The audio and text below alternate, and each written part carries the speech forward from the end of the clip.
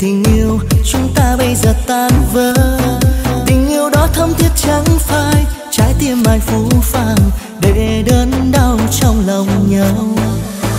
Bao ngày qua tình yêu vẫn còn đong đầy, nhưng tại sao tình chúng ta bây giờ chia hai? Lệ rơi mới ướt đẫm khóe môi, lời chia đôi mất rồi, giờ nhớ em nhiều và biết em đang ở đâu. Ngày hôm qua chúng ta vẫn còn kề vai, để hôm nay em đã vội vàng về với người. Tình là chỉ thế gian phải sau biệt ly, bước ra đi cho lệ buồn ướt mi.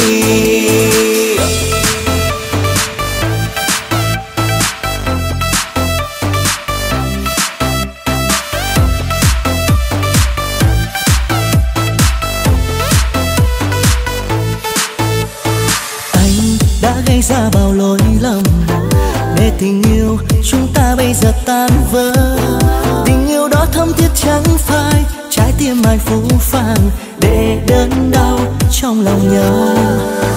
Bao ngày qua tình yêu vẫn còn đong đầy, nhưng tại sao tình chúng ta bây giờ chia hai?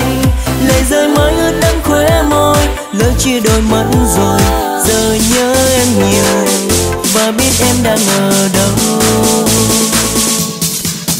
Ngày hôm qua chúng ta vẫn còn kề vai, để hôm nay em đã vội vàng về với người.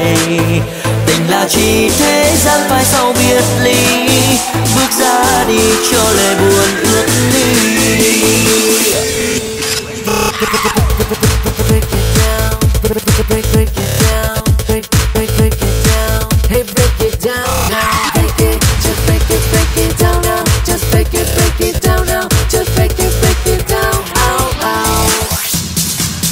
Ngày hôm qua chúng ta vẫn còn kề vai, để hôm nay em đã vội vàng về với người.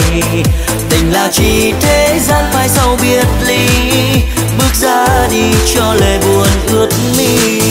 Ngày hôm qua chúng ta vẫn còn kề vai, để hôm nay em đã vội vàng về với người.